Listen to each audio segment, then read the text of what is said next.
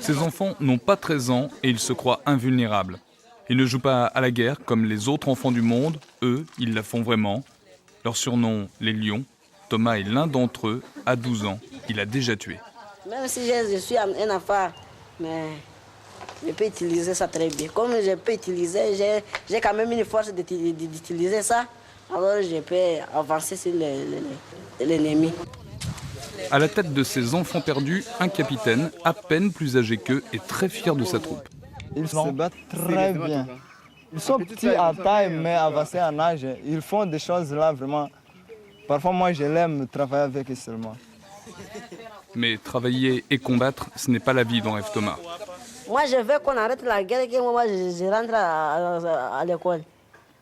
Mais en attendant la paix, Thomas se prépare à la guerre pour affronter peut-être un autre enfant soldat comme lui.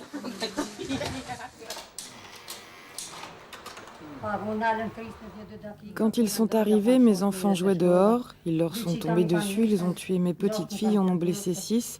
Et maintenant, je me demande à quoi ça sert de vivre. Comment vivre en effet quand on n'a plus rien? Cette famille, comme beaucoup d'autres, vient de subir les représailles des miliciens. Ils étaient là hier, ils reviendront demain, ici ou dans les autres villages de la région. Maisons bombardées, vols, pillages, tortures sont le lot quotidien de ces populations. Leur seul crime, leur appartenance ethnique. Alors par centaines, hommes, femmes et enfants fuient en abandonnant tout derrière eux. Ceux-là sont sur la route depuis bientôt 4 jours sans savoir où aller. D'autres ont trouvé un abri, la forêt. C'est leur refuge depuis 1 mois. Ils ont très peu de vivres, pas d'eau potable, aucun médicament.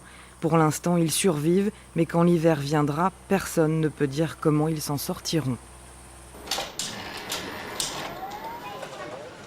Malgré le calme qui semble accompagner les préparatifs pour les élections, le pays est sous tension.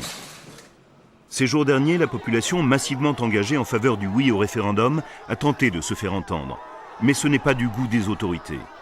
Pour les faire taire, les forces armées et leurs milices mènent une campagne d'intimidation et de terreur. Tous les jours, des dizaines de civils sont tués et blessés. En ce moment, c'est très dur, très dangereux. Les gens ici ont très peur, vraiment très peur. Pour tous ces civils, ce climat est peu propice au déroulement régulier des élections. S'il était libre, le résultat du scrutin ne ferait aucun doute. Le oui l'emporterait. Pourtant, demain, l'abstention risque d'être élevée. Je ne pense pas que j'irai voter demain. Ce n'est pas mon vote. Tant que leur liberté d'expression ne sera pas assurée, tous ces électeurs seront privés d'une chose, la démocratie.